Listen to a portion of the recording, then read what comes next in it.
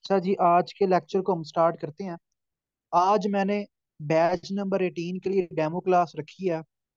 और बड़े अरसे के बाद मैं किसी सेशन के लिए डेमो क्लास रख रहा हूँ, क्योंकि जो बैच 17 स्टार्ट हुआ था 21 जनवरी को, उसकी डेमो क्लास नहीं थी। तो वो वाहिद बैच है जिसकी डेमो क्लास नहीं थी, और फिर भी जो है वो 70+ स्टूडेंट्स जो हैं वो उसके अंदर इनरोल हुए हैं। तो आज की डेमो क्लास को हम स्टार्ट करते हैं।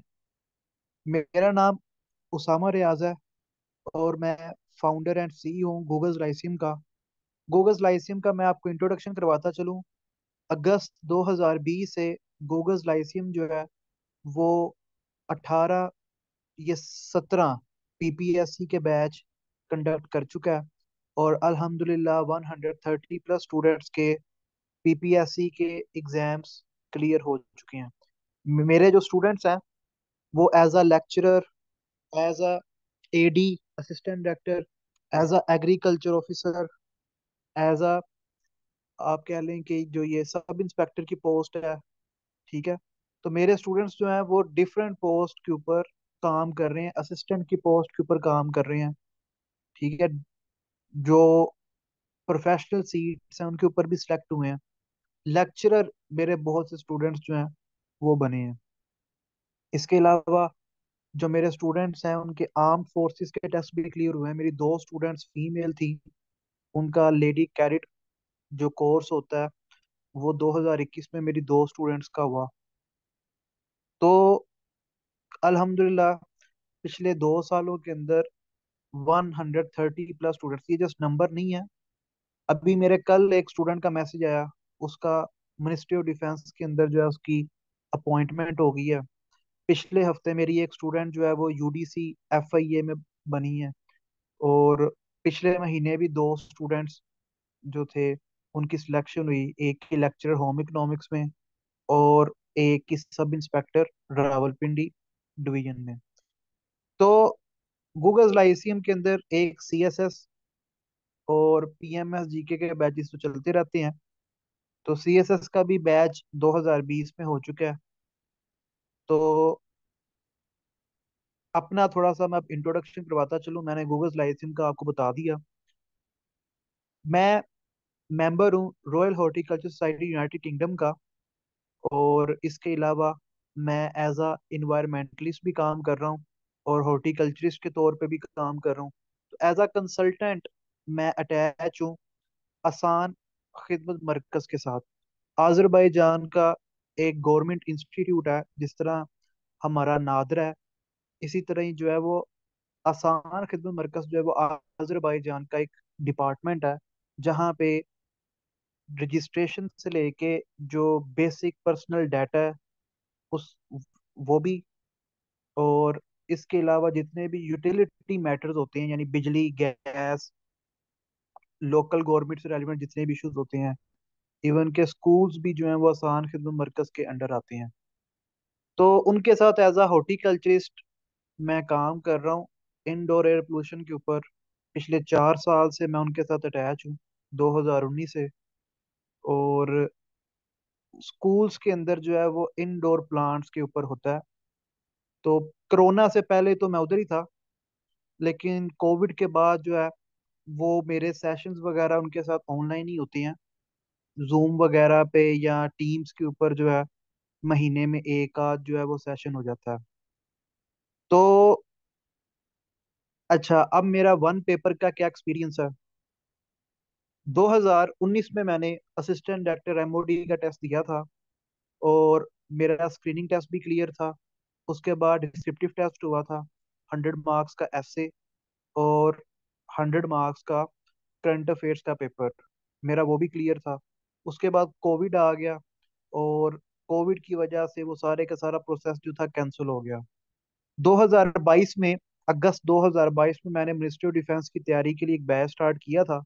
तो मेरे स्टूडेंट्स तकरीबन कोई 15 या 16 मेरे स्टूडेंट्स का मिनिस्ट्री ऑफ डिफेंस का टेस्ट क्लियर हुआ था, स्क्रीनिंग, जिसमें एक दो का असिस्टेंट डायरेक्टर का और बाकियों का सब इंस्पेक्टर का। तो उन्होंने डिस्क्रिप्टिव दिया, अभी उसका रिजल्ट आएगा।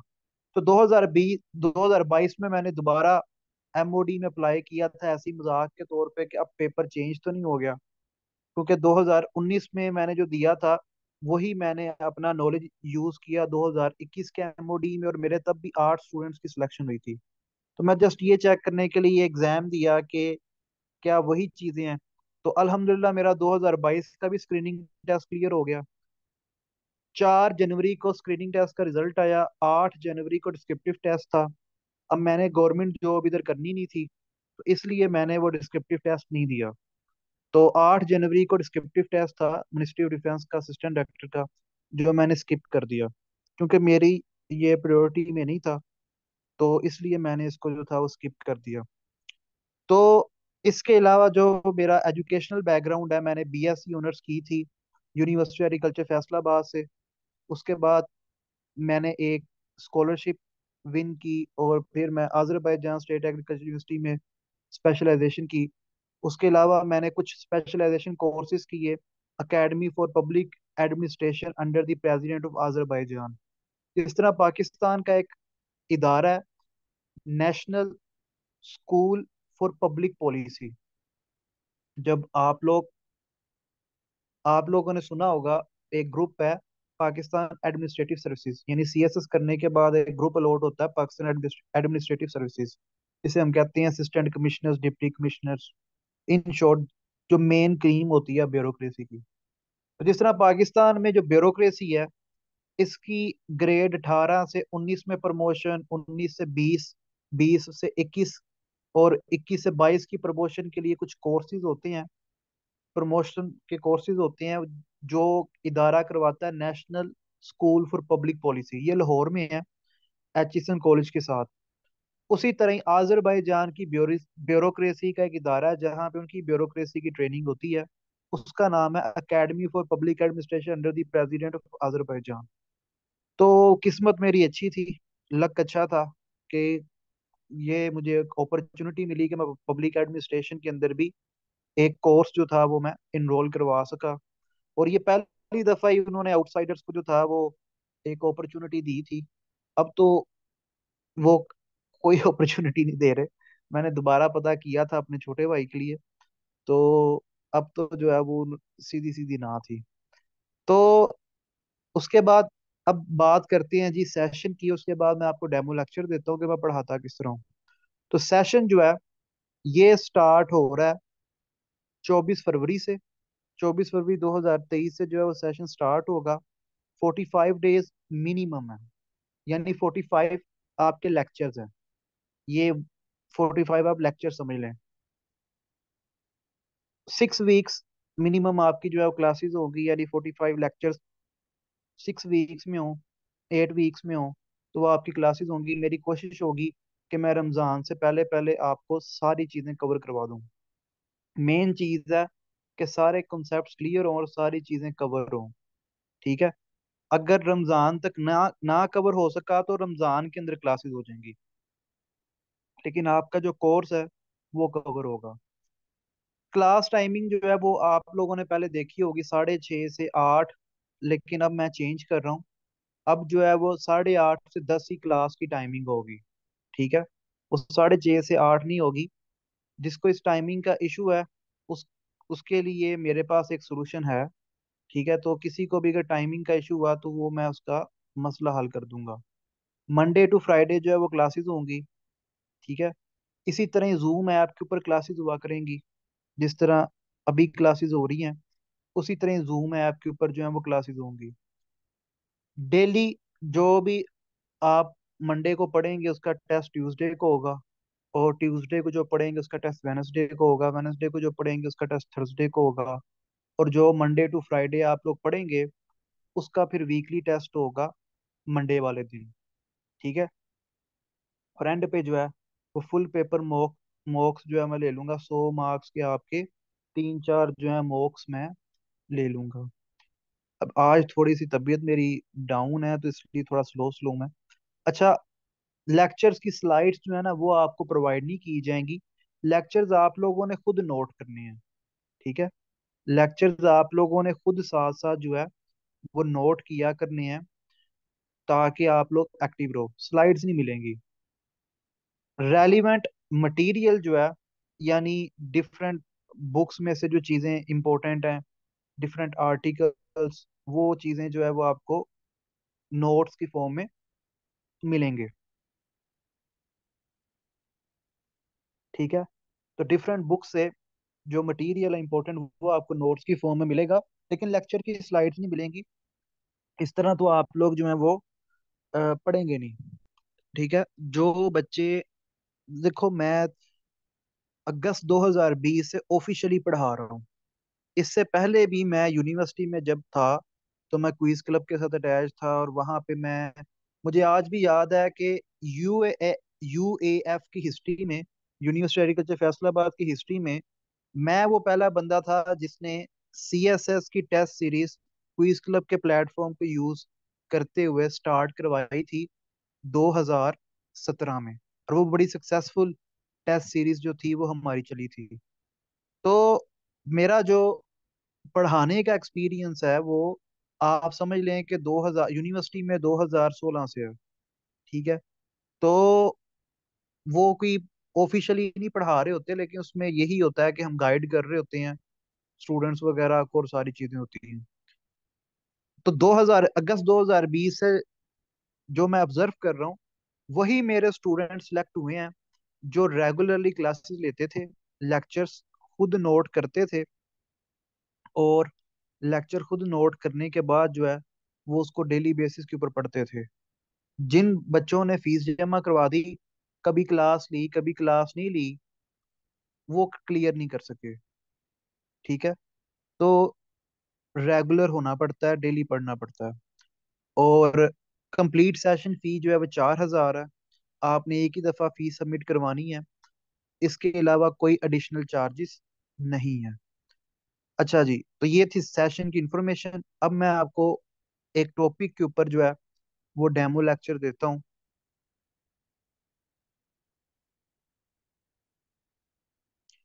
अच्छा जी, ये एक टॉपिक है जी, फिलोसफर्स का। ठीक है। अब मैं छोटा सा लेक्चर देता हूँ ताकि आपको थोड़ा सा तरीका पता चल जाए कि मैं पढ़ाता किस तरह का हूँ, और पेपर में क्वेश्चन किस तरह के आते हैं। फिलोसफर्स जो है ना, ये टॉपिक आता है पॉलिटिकल साइंस में और जनरल इंफॉर्मेशन के अंदर। ठीक है। तो पॉलिटिकल साइंस का भी ये टॉपिक है और जनरल इंफॉर्मेशन का भी ये टॉपिक है। अब इस टॉपिक में पास्ट में क्या क्वेश्चंस आ चुके हैं और फ्यूचर में क्या क्वेश्चंस जो हैं वो आ सकते हैं। तो सबसे पहले जो हमारे पास पर्सनैलिटी है वो है सोक्रेटिस। सोक्रेटिस का जो सबसे पहला क्वेश्चन है वो इसकी एथनिसिटी का है, इसके ओरिजिन का है, इसकी लोकेलिटी का है कि ये सोक्रेटिस का ताल्लुक कहाँ से था। तो जो सोक्रेटिस था, ये एक ग्रीक था, यूनानी था। ठीक है। तो सोक्रेटिस का जो ताल्लुक था वो यूनान से था, ये एक ग्रीक था। ठीक है। इसके अलावा क्या सोक्रेटिस की कोई बुक है? तो सोक्रेटिस की कोई बुक नहीं है। इसका जितना भी काम है वो सारे का सारा डायलॉग की फॉर्म में है। ठीक है, जिसे सोक्रेटिक डायलॉग कहते हैं हम। तो इसकी कोई रिटर्न, इसका कोई काम नहीं है। इसीलिए पॉलिटिकल साइंस एमए की हो, बीए की हो, सीएसएस की हो, पीएमएस की हो, जो पॉलिटिकल साइंस का सिलेबस होता है वो सोक्रेटिस से स्टार्ट नहीं होता, वो प्लेटो से स्टार्ट होता है, क्योंकि सोक्रेटिस का कोई रिटन काम ही नहीं है। तो जिस बंदे का रिटन काम नहीं होता, उसका फिर सिलेबस के अंदर भी कोई काम नहीं होता। तो सोक्रेटिस का जो अगला क्वेश्चन आ सकता है कि सोक्रेटिस जो था ये पैदा कब हुआ, इसका बर्थ। तो सोक्रेटिस जो था ये 470 बिफोर क्राइस्ट में पैदा हुआ। 470 बिफोर क्राइस्ट का क्या मतलब है कि हजरत ईसा के पैदा होने से 470 साल पहले सोक्रेटिस जो था ये पैदा हुआ था। ठीक है। इसकी डेथ कब हुई?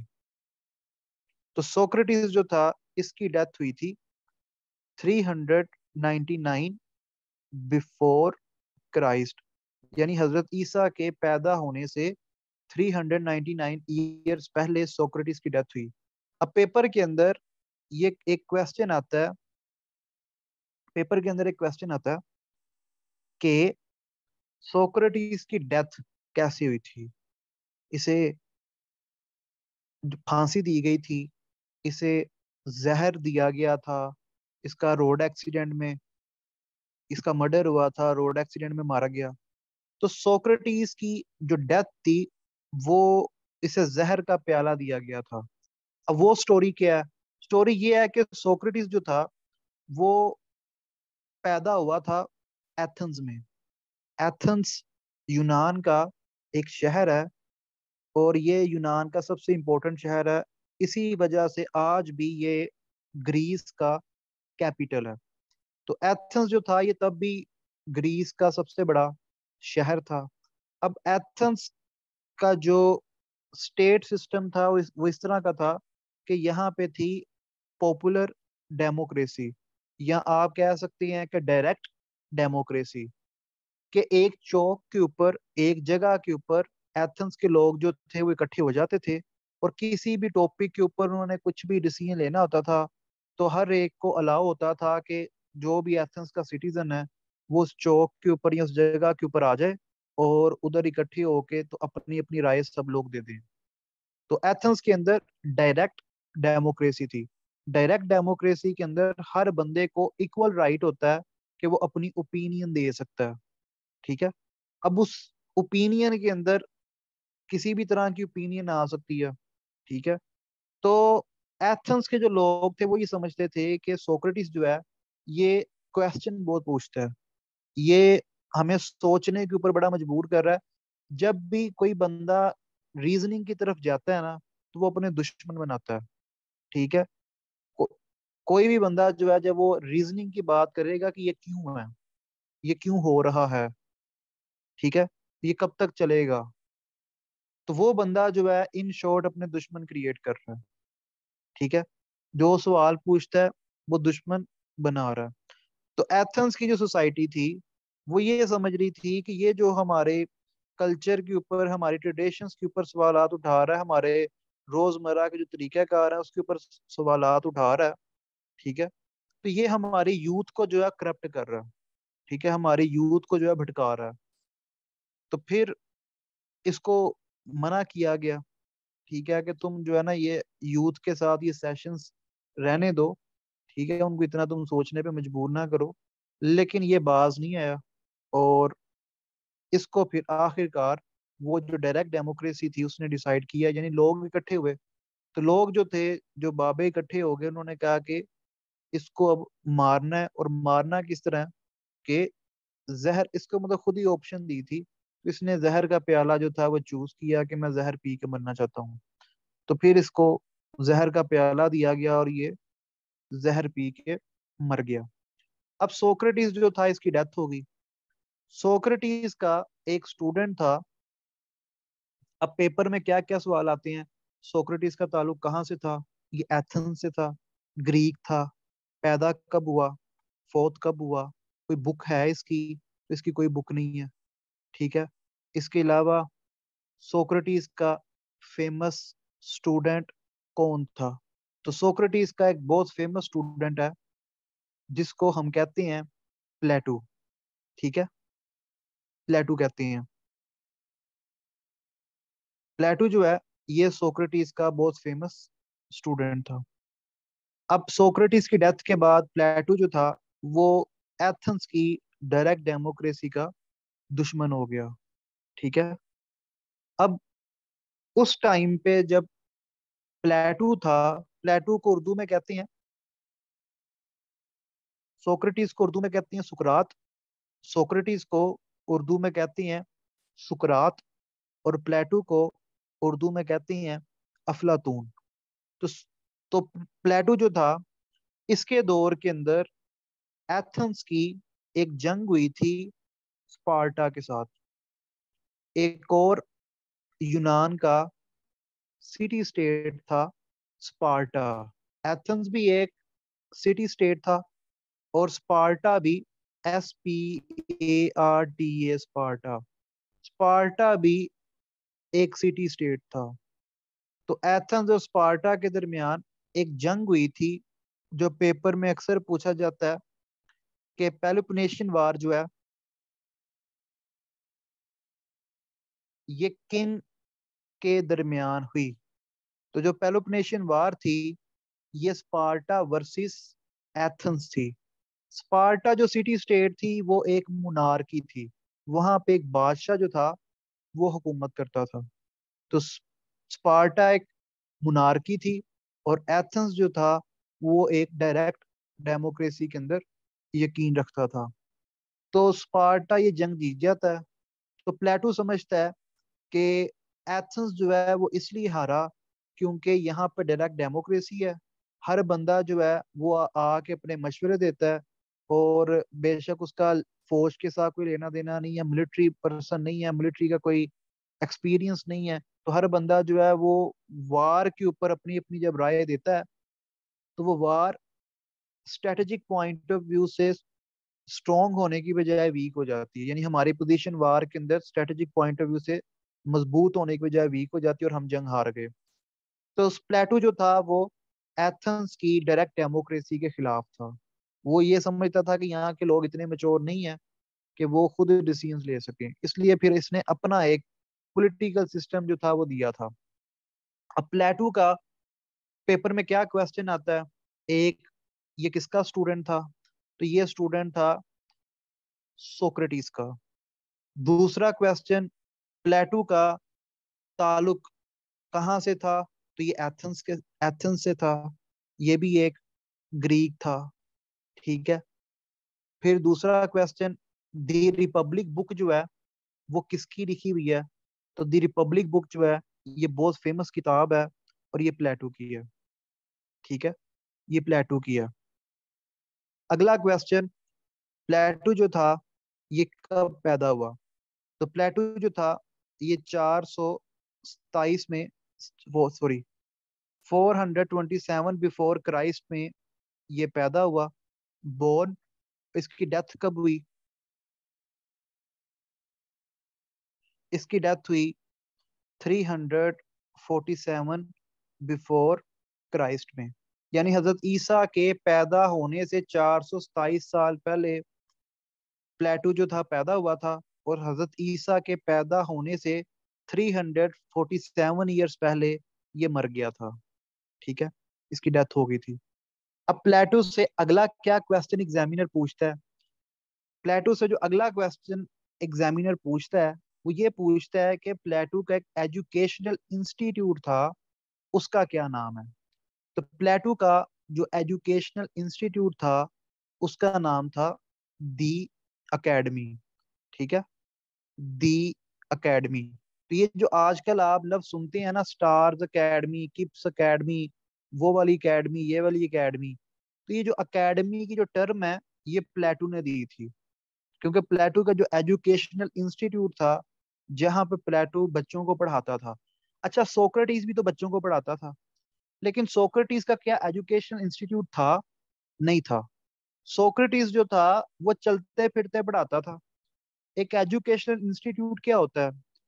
एक एजुकेशन इंस्टीट्यूट हम उसे कहते हैं कि जो एक जगह फिक्स हो, एक टाइम फिक्स हो, कि एक फिक्स टाइम के अंदर बच्चे जो हैं वो एक फिक्स जगह के ऊपर आ जाएं और वहां पे आके पढ़ें।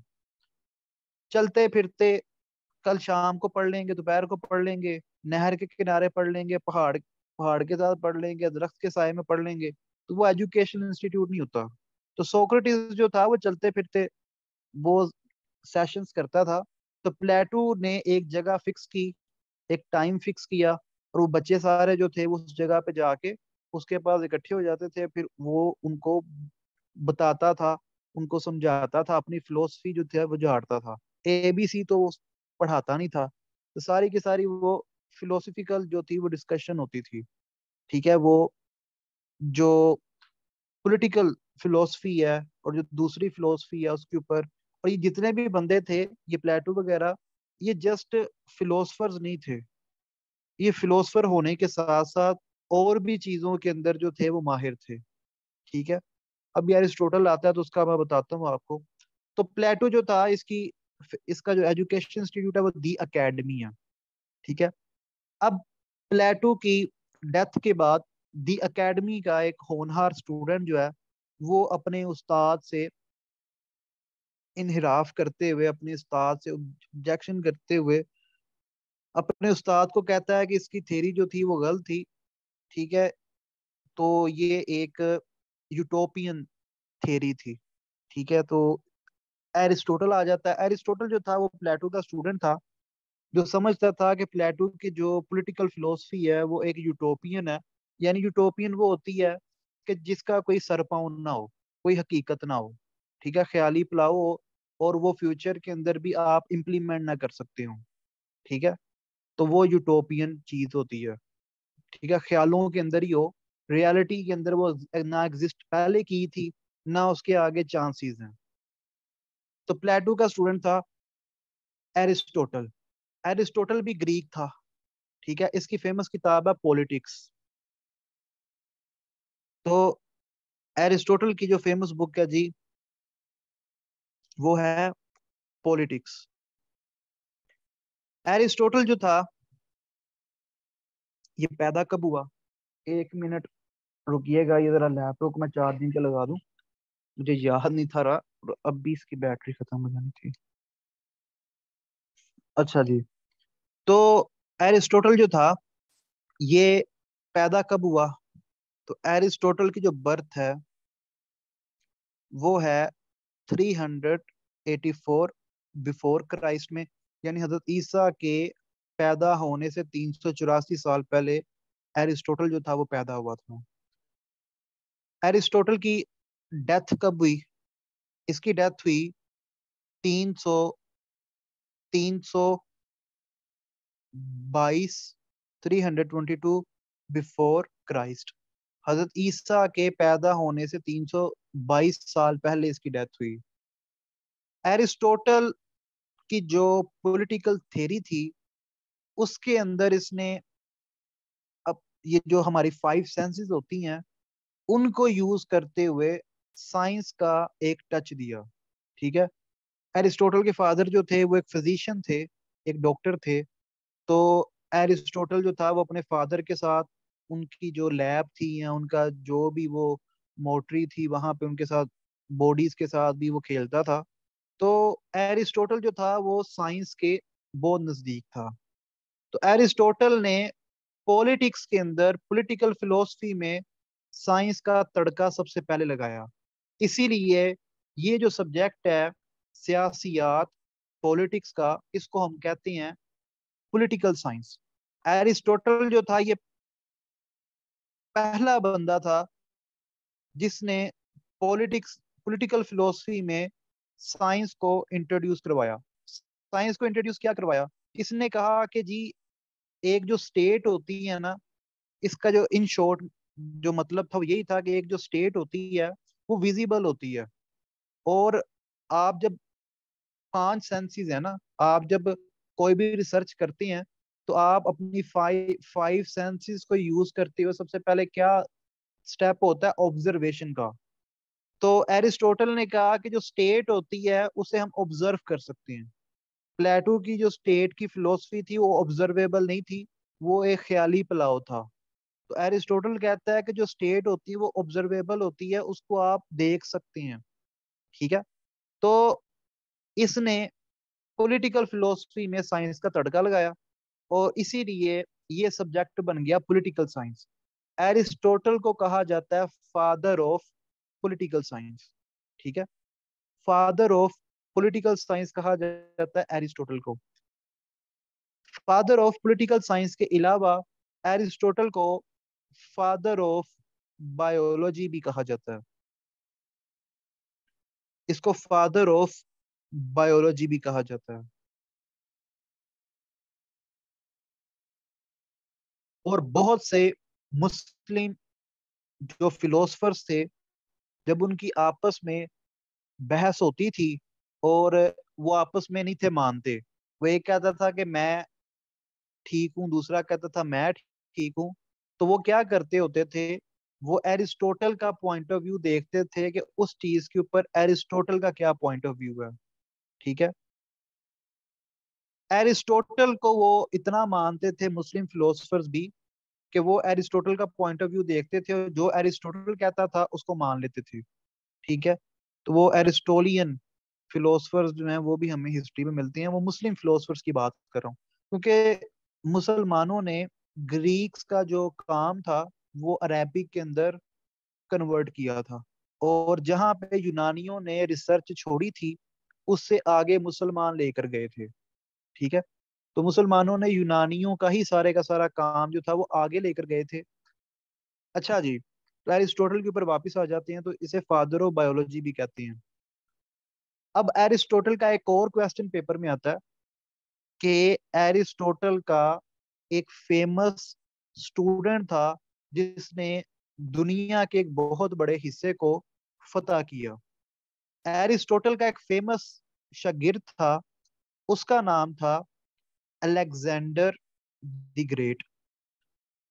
Alexander the great, Sikandar Azam. Alexander the great जो था वो एरिस्टोटल का स्टूडेंट था, और अलेक्जेंडर द ग्रेट से भी एक सवाल आता है कि इसका ताल्लुक कहाँ से था। ये भी एक यूनानी था, लेकिन ये यूनान के किस इलाके से था, ये मैसिडोनिया से था। इसीलिए इसे तुर्क कहते हैं सिकंदर मकदोनी। जो तुर्क हैं वो इसको कहते हैं सिकंदर मकदोनी। तो Alexander the great from Macedonia. तो मैसिडोनिया जो है वो आजकल दो मुल्कों के अंदर है। आधा जो है वो ग्रीस के अंदर है, यूनान के अंदर है, और आधा जो है वो नॉर्थ मैसिडोनिया है। तो मैसिडोनिया से इसका ताल्लुक था अलेक्जेंडर द ग्रेट का। मैसिडोनिया के लोग भी यूनानी होते हैं, ग्रीक होते हैं, इनकी एथनिसिटी भी यूनानी है, ग्रीक है। अच्छा जी, तो एरिस्टोटल हो गया। उसके बाद अगला जो हमारे पास बंदा आता है वो था सुन्जू। ये एक चाइनीज मिलिट्री स्ट्रेटजिस्ट था। इसकी एक फेमस किताब है द आर्ट ऑफ वार। अब पेपर में इसका क्या क्वेश्चन आता है, इसका क्वेश्चन आता है कि सुन्जू का ताल्लुक कहाँ से था। जापान से था, साउथ कोरिया से था, चाइना से था। अब नाम इस तरह का है कि जापानीज, कोरियन, चाइनीज, इस तरह का हमें फील होता है, तो ये चाइनीज था। फिर पेपर में क्वेश्चन आता है द आर्ट ऑफ वार किसकी किताब है, क्योंकि दुनिया के अंदर जितने भी मिलिट्री जनरल्स होते हैं वो ये किताब लाजमी पढ़ते हैं। मतलब ये आप कह लें कि ये किताब जो है ना वो उन्होंने खुद ही अपने आप के ऊपर कंपलसरी की हुई है।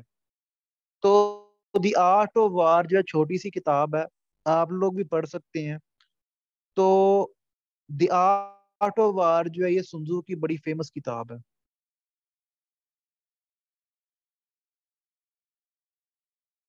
उसके बाद जो अगला हमारे पास बंदा है वो है निकोलो मैकियावेली।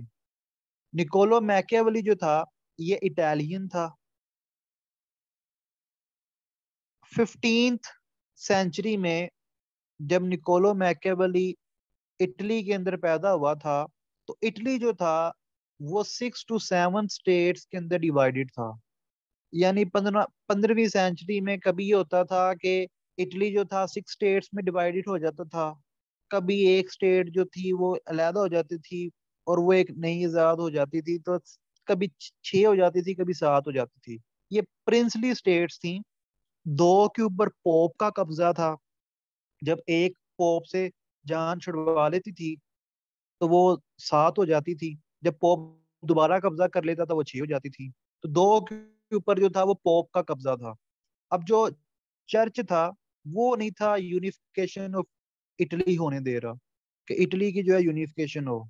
ठीक है, तो ये 6 7 प्रिंसली स्टेट्स थी।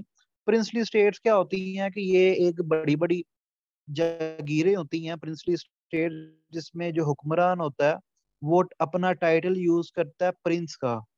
ठीक है, ये सब कॉन्टिनेंट के अंदर तो हर बंदा ही नवाब, राजा, महाराजा बना होता है। लेकिन यूरोप के अंदर एक तरीकाकार था कि एम्परर की टर्म कौन यूज करेगा, किंग की टर्म कौन यूज करेगा, और प्रिंस की टर्म कौन यूज करेगा। तो जो प्रिंसली स्टेट्स थी वो छोटी होती थी रकबे के अंदर, तो वो फ्यूडल स्टेट्स होती थी। फ्यूडल स्टेट से मुराद है कि एक लैंडलॉर्ड की वो सारी की सारी वो स्टेट है। तो वो एक प्रिंस के मातहत जो थी वो रूल करती थी। अब इन्हीं प्रिंसली स्टेट्स में से एक प्रिंसली स्टेट थी फ्लोरेंस। ठीक है, फ्लोरेंस। फ्लोरेंस के ऊपर एक फैमिली थी, मेडिची फैमिली। ठीक है, ये सीजन भी है नेटफ्लिक्स के ऊपर पड़ा हुआ, लेकिन वो थोड़ा सा डिफरेंट है। तो मेडिची फैमिली जो थी वो बैंकर्स थे, और वो अपने पैसे के जोर के ऊपर फ्लोरेंस के ऊपर रूल करते थे। क्योंकि वो बैंकर्स थे, तो सब लोगों को उन्होंने सूद के ऊपर कर्जा दिया हुआ था, और सब लोग जो थे वो उनके मातहत ही थे, क्योंकि सबने उनसे कर्जा लिया हुआ था।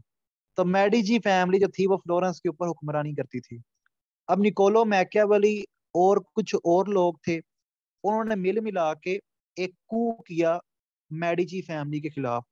कू से मुराद होता है कि ताकत के जोर पे हुक्मरानी हासिल करना। यानी जो हुक्मरान है, जो रूलर है, आप ताकत के जोर पे उसे उस इलाके से निकाल दो या उस जगह से हटा दो, उस पोजीशन से रिमूव कर दो, और खुद उसकी पोजीशन जो है वो संभाल लो। तो Niccolo Machiavelli and his company, इन्होंने मेडिची फैमिली के खिलाफ बगावत की और एक कू करके उन्हें निकाल दिया। कुछ साल गुजरे तो मेडिची फैमिली जो थी वो दोबारा आई। ठीक है, वीनस की मदद से वो दोबारा आए, और जिनोवा की मदद से भी, आई थिंक जिनोवा की मदद भी थी।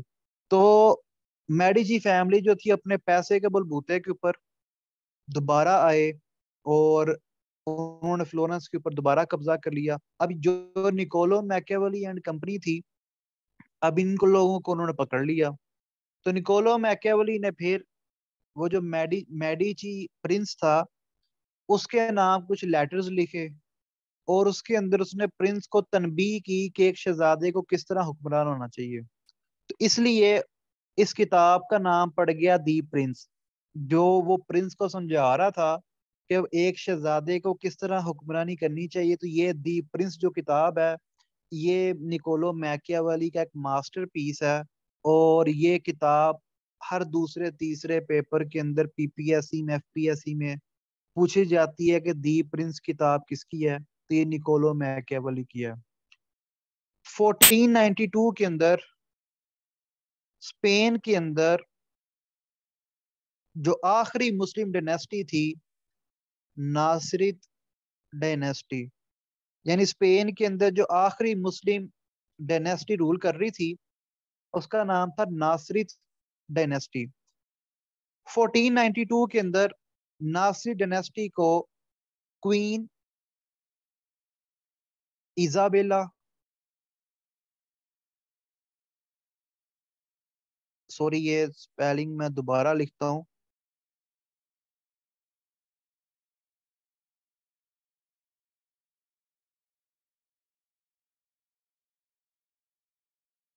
क्वीन इजाबेला और किंग फर्डिनेंड, ये मियाँ बीवी थे।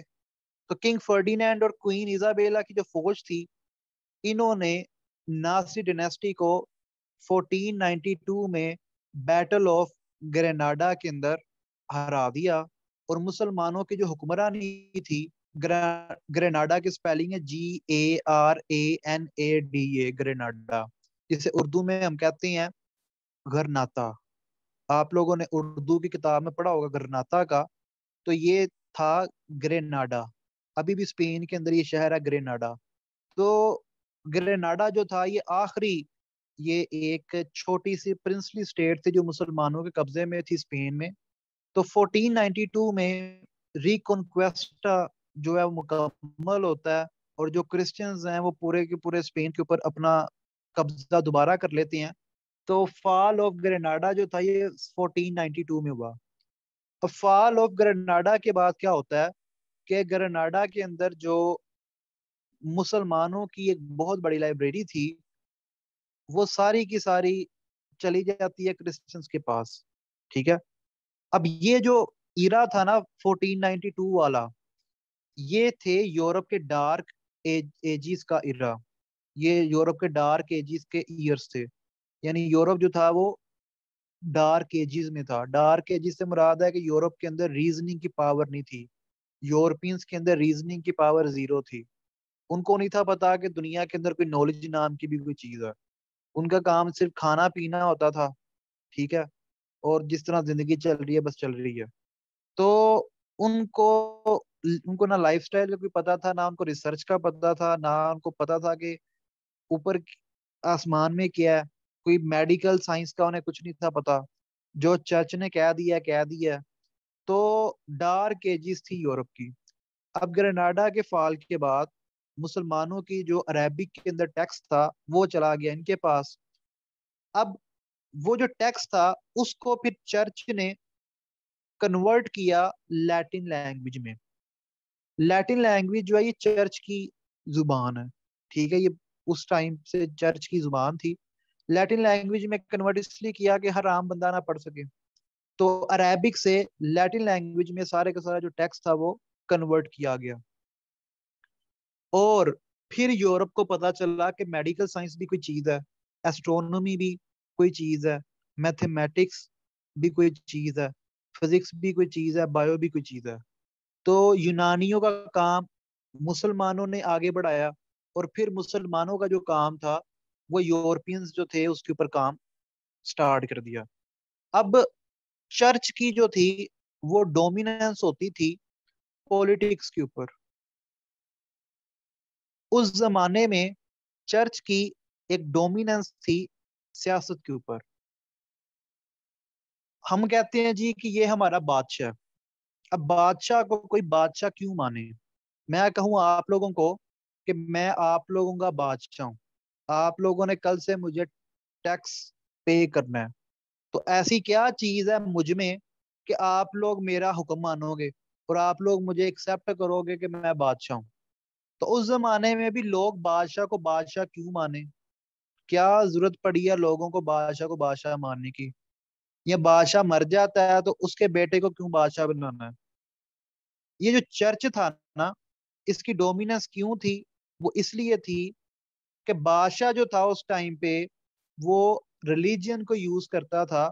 सबसे बड़ा जो डर होता है ना वो, सॉरी, सबसे बड़ा जो हथियार है ना वो डर है, खौफ है, ठीक है। तुम ये नहीं करोगे ना तुम्हारे साथ ये हो जाएगा। तो सबसे बड़ा जो वेपन है वो डर होता है। आप किसी को डरा दो, उससे जो मर्जी काम निकलवा लो, ठीक है। तो जिस तरह आपके टीचर्स आपको डराई रखते हैं, तो सबसे बड़ा जो वेपन है, जो सबसे बड़ा हथियार है वो डर है। तो जो बादशाह था वो कहता था कि मैं आप लोगों का डिवाइन रूलर हूँ। बेशक मैं ताकतवर हूँ, मेरे पास सिपाही है, लेकिन मैं खुदा की तरफ से चुना हुआ हूँ, ठीक है। मैं डिवाइन रूलर हूँ, मैं खुदा की तरफ से चुना हुआ हूँ, और खुदा ने मुझे ये हक दिया है कि मैं आपके ऊपर हुक्मरानी करूँ। अब इस बात की कौन गारंटी देता था कि ये बंदा खुदा की तरफ से चुना हुआ है? वो चर्च।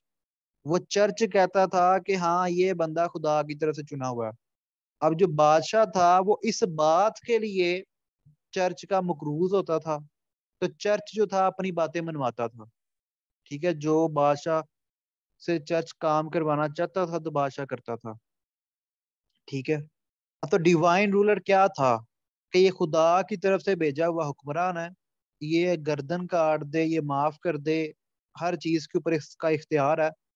इसके फैसले के ऊपर कोई क्वेश्चन नहीं है। अगर इसके फैसले के ऊपर आप क्वेश्चन करते हो तो आप खुदा से सवाल कर रहे हो, ठीक है। तो उस जमाने में जो डिवाइन रूलर था इसको सपोर्ट मिलती थी चर्च से। इसीलिए जो भी आर्च बिशप होता था या पोप होता था वो बादशाह को ताज पहनाता था कि खुदा का जो नुमाइंदा है वो बादशाह है, तो दूसरा नुमाइंदा जो है वो जो है वो खुदा के चुने, सॉरी, खुदा का नुमाइंदा वो पादरी है, और वो खुदा की तरफ से चुने हुए बंदे का जो है वो ताज पहना रहा है। अब उस दौर के अंदर बादशाहों के ऊपर इतना इन्फ्लुएंस था पादरियों का, पोप का पोप का इतना इन्फ्लुएंस था कि यूरोप के अंदर जितने भी कैथलिक बादशाह शहजादियां शहजादे हुआ करते थे उनकी शादी किससे होनी है, किससे नहीं होनी, ये पोप ने डिसाइड करना है। क्या इसकी डिवोर्स होनी है नहीं होनी, ये पोप ने डिसाइड करना है। पोप जो था वो फैसला करता था कि किसकी शादी किससे करवानी है, किसकी शादी किससे नहीं करनी। तो पोप जो था वो इतना ज्यादा ताकतवर था कि वो मैरिटल अफेयर्स के अंदर भी ताकत रखता था। ठीक है। अब ये इतनी ज्यादा अथॉरिटी थी चर्च की। अब निकोलो मैकियावेली के ऊपर दोबारा आ जाएं। अब निकोलो मैकियावेली जो था वो उस दौर के अंदर आया। अब ये वो दौर था जब निकोलो मैकियावेली पावर में आया, कि जब वो मुसलमानों का जो टैक्स था वो यूरोपियंस के हाथ लग चुका है। और जब मुसलमानों का टैक्स यूरोपियंस के हाथ लग गया, तो अब यूरोप जो था वो डार्क एजिस से निकल के रेनिसांस की तरफ जा रहा था। अब ये रेनिसांस क्या? निशाते सानिया।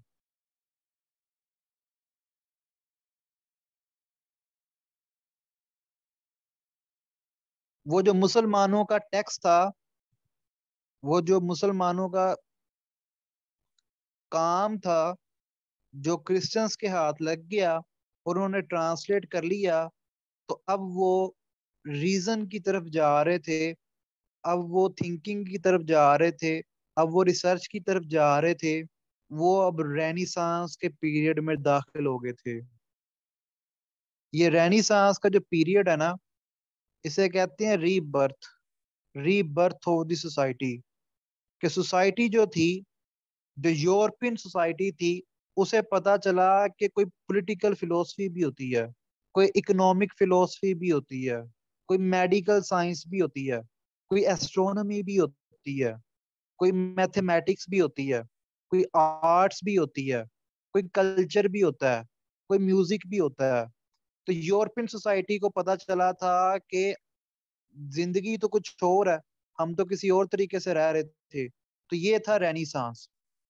अब रेनिसांस के अंदर जो आधी जहालत थी वो चर्च की वजह से थी। सॉरी, रेनिसांस से पहले डार्क एजिस में जो आधी जहालत थी वो चर्च की वजह से थी। कि चर्च कहता था कि जी ये काम गलत है, ये खुदा खुदा इस काम को नहीं मानता, खुदा इस काम से नाराज हो जाता है, ठीक है, वगैरह वगैरह। चर्च जो था कहता था इसमें चुड़ैल आ गई है, इसमें जिन्न आ गया, इसको मारो। ठीक है, जिस तरह आजकल पाकिस्तान में चुड़ैल और जिन्न निकाले जाते हैं, उसी तरह यूरोप के अंदर आज से 500 साल पहले जिन्न और चुड़ैल निकाले जाते थे, और वो चर्च निकालता था। अब रेनिसांस जो था, इसके अंदर चर्च अभी भी रुकावट था। तो निकोलो मैकेवली का जो टेन्योर था ना, जो दौर था, वो रेनिसांस का पीरियड था। ठीक है। ये रेनिसांस का जब स्टार्ट हुआ था तब निकोलो मैकेवली पावर के अंदर आया था, और फिर ये पावर से चला भी गया। तो ये रेनिसांस के पीरियड में ये किताब आती है दी प्रिंस। और दी प्रिंस किताब के अंदर निकोलो मैकेवली कहता है बादशाह को, अपने अपने प्रिंस को कहता है, अपने शहजादे को कहता है कि तुम हर बात चर्च की ना मानो।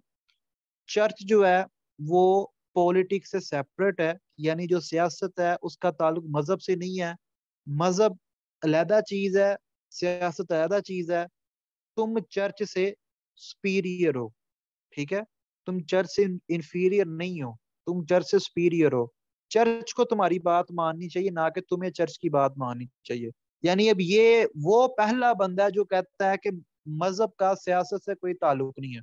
जिस तरह आजकल पाकिस्तान में कहते हैं कि जी ये जो सियासी जमातें हैं इनका, सॉरी, जो मजहबी जमातें हैं इनका सियासत से कोई लेना देना नहीं है। ये बात सबसे पहले जिस बंदे ने की थी वो था निकोलो मैकियावेली, कि मजहब का सियासत से कोई लेना देना नहीं है। तो निकोलो मैकियावेली ने सबसे पहले कहा। इसी वजह से इसे कहते हैं father of modern political science. ये पेपर में 4-5 दिन पहले क्वेश्चन आया था कि father of political, sorry, father of modern political science कौन है? तो father of modern political science जो है वो है निकोलो मैकियावेली। ठीक है।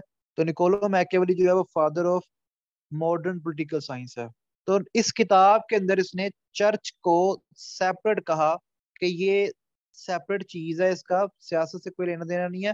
जो प्रिंस है वो मजहब का अंधाधुन फॉलोवर ना बने, बल्कि अपनी ताकत को बढ़ाने के लिए मजहब को यूज करे। ठीक है। यानी अपने मुल्क में यूनिटी क्रिएट करने के लिए मजहब को इस्तेमाल कर ले, लेकिन खुद सियासत के मतलब खुद अपने आप को ना मजहब के मातहत कर ले कि जो रिलीजियन है वो मुझसे सुपीरियर है। अब जब चर्च ने ये किताब का सुना तो उन्होंने अगले 200 साल तक ये किताब प्रिंट ही नहीं होने दी। तो फिर 2 सदियों के बाद निकोलो मैकियावेली की किताब जब प्रिंट हुई तो फिर जो चर्च था उसका इन्फ्लुएंस टूट गया यूरोप के अंदर। और अब यूरोप आपके सामने है, वो एक मॉडर्न यूरोप है। अब तो पोप जो है वो जस्ट नाम का पोप रह गया है। वरना पहले जो पोप था सारी जंगी पोप करवाता था, शादियां भी पोप करवाता था, बच्चों के नाम भी पोप रखता था। ठीक है, तो पोप है तो सब कुछ है, पोप नहीं है तो कुछ भी नहीं है। तो अब तो पोप जस्ट नाम का पोप है। तो इस तरह सेशन पूरे सेशन के अंदर पाकिस्तान स्टडीज की क्लासेस हुआ करेंगी। मैं आपको सब्जेक्ट बता देता हूँ जी जो इस सेशन के अंदर कवर होंगे। रुकें 1 मिनट, मैं आपको ना ये बताता हूँ मैं कि हम पढ़ेंगे क्या।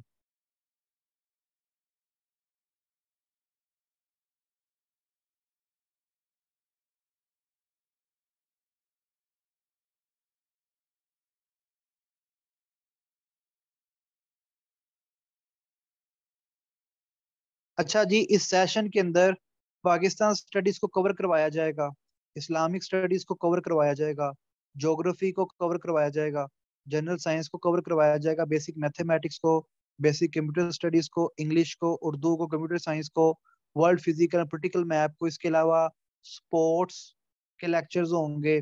इसके अलावा और भी बहुत सी चीजें, जिस तरह फिलोसफर्स का टॉपिक है यहाँ पे मेंशन नहीं है, तो और भी बहुत सी चीजें हैं जो यहाँ पे मेंशन नहीं है, लेकिन उनके लेक्चर्स जो हैं वो हुआ करेंगे।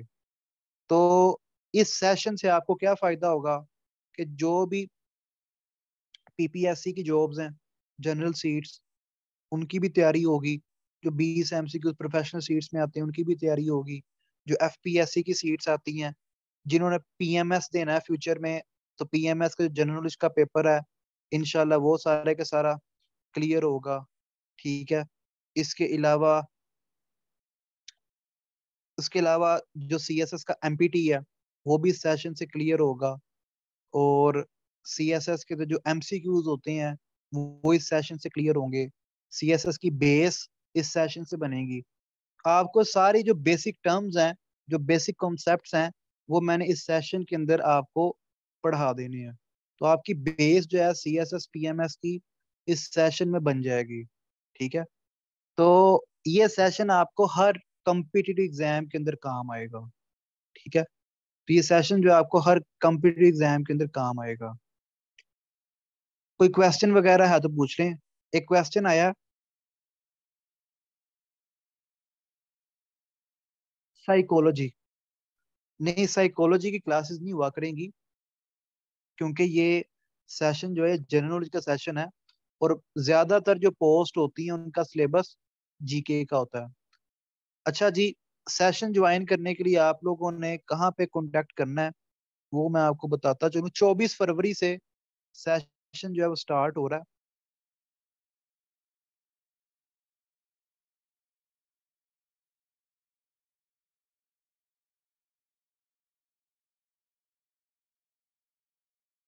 24 फरवरी से 24 फरवरी से जो है वो सेशन हम स्टार्ट कर रहे हैं।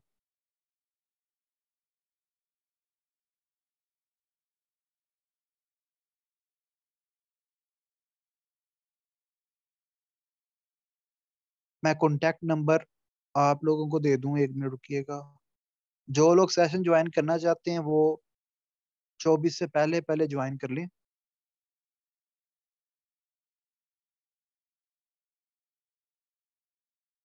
अच्छा जी, ये बार बार वही आ रहा है।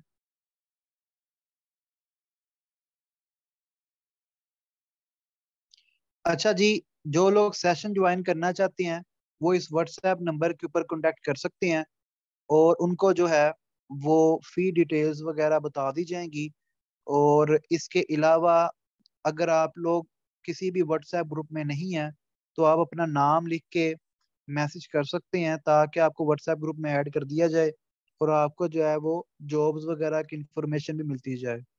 जिस तरह आज मैंने जो है पीपीएससी की जो अब जॉब्स आई हैं उनकी इंफॉर्मेशन देनी है, अभी मैंने रिकॉर्डिंग करनी है, और रिकॉर्डिंग फिर मैं यूट्यूब चैनल के ऊपर अपलोड करूंगा।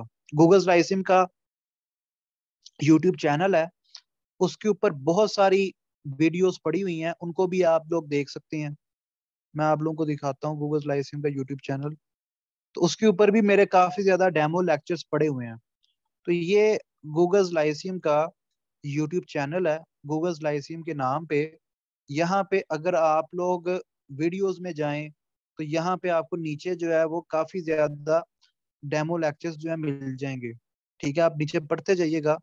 जीके डोज भी पड़ी हुई है, तो डेमो लेक्चर्स भी आपको मिल जाएंगे, और डिफरेंट टॉपिक्स के ऊपर मैंने डेमो क्लासेस दी हुई हैं। इसके अलावा ये जो लाइव लिखा हुआ है ना, तो मैंने मैथ की क्लासेस कुछ दी थी, तो आपको पता चल जाएगा मैं मैथ किस तरह करवाता हूँ। तो ये मेरे मैथ के लेक्चर्स पड़े हुए हैं। ठीक है, ये एक, दो, तीसरा जो है वो वीडियोस के अंदर है। तो मैथ के ये 3 लेक्चर्स लाइव के अंदर है, और एक लेक्चर वीडियोस के अंदर है। UAF, MPhil and PhD test preparation के नाम से ये 4 वीडियोस हैं, जिसमें मैंने एनालिटिकल रीजनिंग, क्वांटिटेटिव रीजनिंग, इस तरह की चीजें जो है मैंने करवाई थी। तो मैथ किस तरह पढ़ाता हूँ मैं, वो भी आपको तरीका पता चल जाएगा। तो कोई क्वेश्चन और है तो पूछ लें, नहीं तो फिर मैं सेशन को एंड करता हूँ। कोई और क्वेश्चन है तो पूछ लें।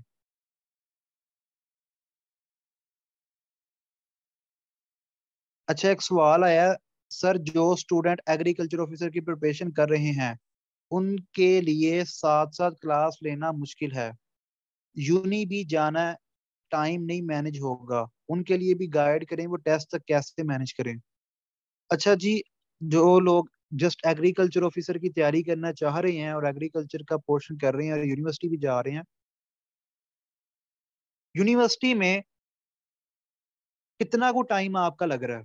मतलब आप एमफिल ही कर रहे होंगे, तो एमफिल के अंदर जो है वो आप, ना आपके कोई मिड्स हैं, ना कोई फाइनल्स हैं, ना कोई प्रैक्टिकल्स हैं, तो आप कम से कम 3 से 4 घंटे अपने दिन के अलॉट करो। कुछ यूनिवर्सिटी में टाइम रखो, कुछ घर आके रखो, या हॉस्टल है तो हॉस्टल में रखो। अपना एक टाइम स्केड्यूल बनाओ, और उस टाइम स्केड्यूल में बाकी कामों के ऊपर कम टाइम लगाओ। यानी खाने पीने के ऊपर ज्यादा टाइम लग रहा है, सहेलियों के साथ बातचीत में ज्यादा टाइम लग रहा है, कपड़े धोने में ज्यादा टाइम लग रहा है, उसे रिड्यूस करो। ठीक है, और मोबाइल यूज करने में ज्यादा टाइम लग रहा है, उसे भी खत्म करो, और पढ़ाई की तरफ टाइम लगाओ। 3 हफ्ते हैं, बाकी सारी एक्टिविटीज छोड़ दो, और एग्रीकल्चर ऑफिसर के लिए जो है वो तैयारी करो। क्योंकि मार्च के सेकंड वीकेंड पे एग्रीकल्चर ऑफिसर का टेस्ट हो जाना।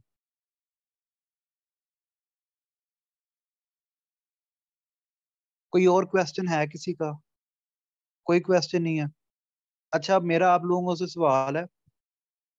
जी बिल्कुल, शाजीन गुल, अगर आप लोगों का कोई लेक्चर मिस हो जाता है तो वो मैं कवर करवाऊंगा।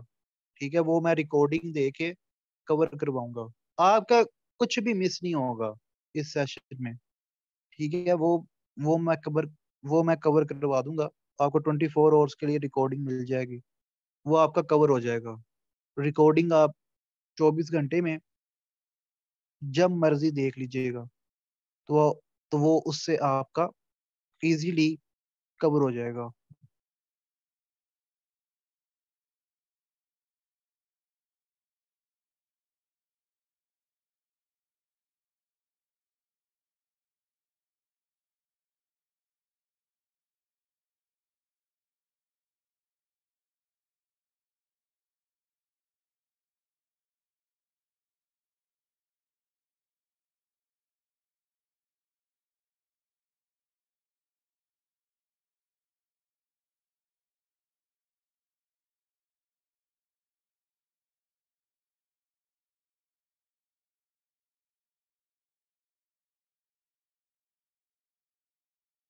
और कोई सवाल किसी का? कोई क्वेश्चन नहीं है?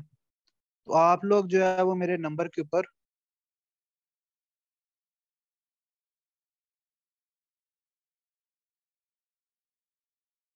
आप लोग जो है वो मेरे इस व्हाट्सएप नंबर के ऊपर कांटेक्ट करके सेशन को ज्वाइन कर सकते हैं। मैं आपको फी डिटेल्स जो है वो भेज दूंगा।